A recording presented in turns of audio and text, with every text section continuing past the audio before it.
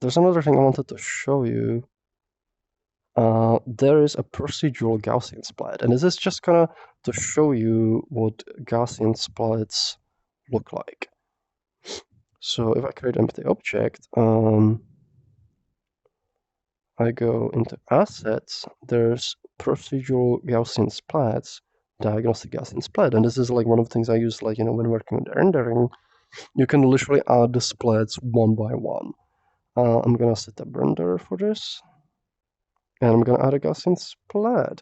There we go. This is a single Gaussian splat, and you can see it's essentially like a color blob.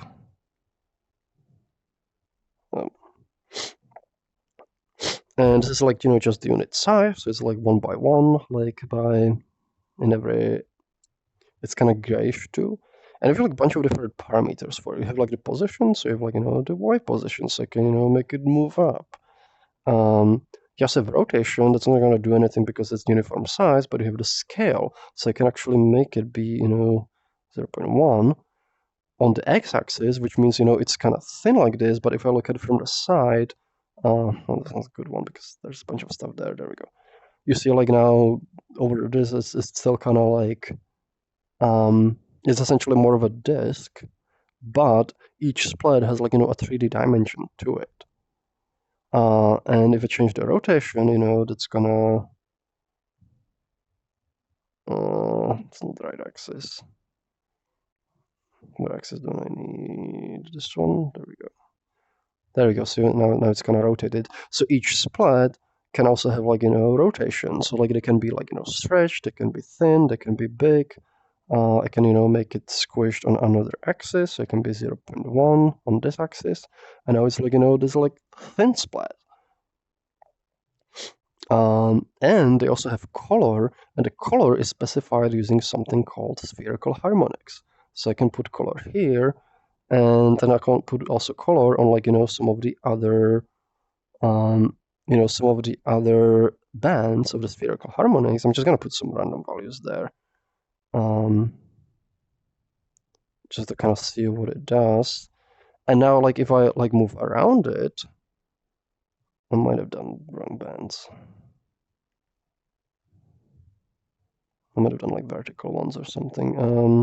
I'm actually do some of the lower bands. That's gonna make it a little bit more obvious. There we go. Let me also change the default one to see. So now when I move around, what did I do? These are kind of hard to edit by hand, so I'm just gonna like, up and down. I'm seeing. Yeah, I think it's up and down for this. Let me do this thing. 2 on here. Gonna do 0 on this one. This is hard to like get the effect. I wasn't doing much. This is maybe these other bands.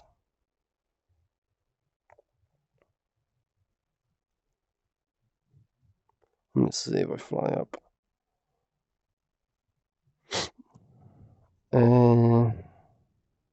Let's see. Let me just return this back to what it was.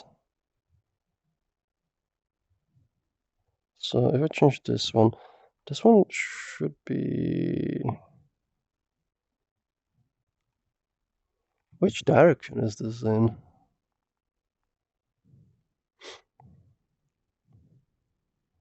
These are puzzling. Let me try this one. It's not really super human readable for this. That looks like red from this way and blue from this way. Does it? Did it not update for me?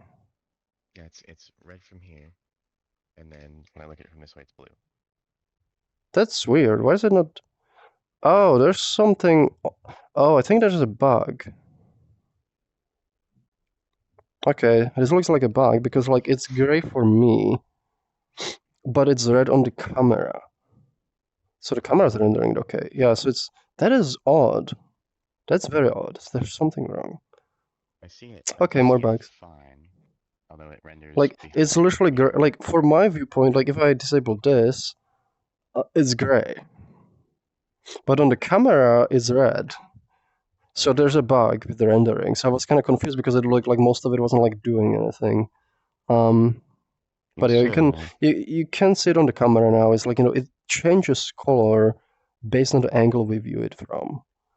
And essentially, all the Gaussian splats, they're composed from these. And this is like a new type of primitive. The way like you have triangles for the traditional geometry, you have, Gaussian splats for, Gaussian splatting. And because of this representation, there you can see like all the Gaussian splats, they have like, this very kind of fuzzy edge on them, which means like they're really good at representing fuzzy details, like like fur or plants or transparent things and so on. So um, it's it's like this new primitive that kind of gives it like the ability to like make really photorealistic looking scenes. And people sometimes ask like can you just like make a model out of it? And I always tell them that kind of loses the point because the Gaussian splats look so good because they're Gaussian splats, because of how they work, because of how the rendering works. So like if you convert this to just the typical model, it's not gonna look as good anymore.